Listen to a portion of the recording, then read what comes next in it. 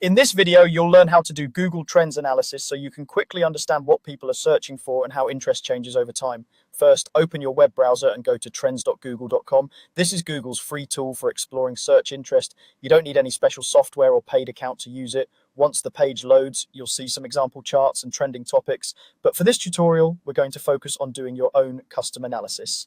Next, you'll want to search for a keyword. Look for the search bar near the top of the page. Click inside that box and type in a term you're interested in. This could be a product name, a topic in the news, a hobby, or anything you want to research. Try to keep your keyword clear and specific enough that it reflects what people would actually type into Google. When you've entered your keyword, press enter or select it from any suggestions that appear. Now click on Explore. If you typed your keyword from the home page, you may see an option or button that says Explore next to it, or the site may automatically take you into the Explore view as soon as you confirm your search. Either way, your goal is to get to the main Explore page where you'll see a large chart and several filters above it. This is where you'll spend most of your time analyzing the data. On the Explore page, you'll notice that Google Trends gives you a chart showing interest over time for your keyword, along with some additional details below. To make this information more meaningful, you'll now filter the results by trend location, time frame, and search category. Start with the location filter. At the top of the chart, you'll see a drop-down that usually defaults to a specific country or to worldwide. Click on that and choose the region that matters most to you.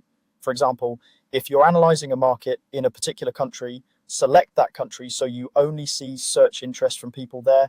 If you want a broader picture, you can leave it as worldwide, but remember that this will blend data from many different regions. Next, adjust the time frame. Right next to the location filter, you'll see a drop down that controls how far back the data goes, such as the past 7 days, 30 days, 12 months, or even several years. Click on this and pick a range that fits your goal. If you're looking for long-term patterns or seasonality, choose a longer range like the past 5 years. If you're tracking a recent event or campaign, a shorter time frame will help you focus on recent changes. Finally, set the search category. Another drop-down lets you choose the type of search you want to analyze, like web search, image search, news search, or others.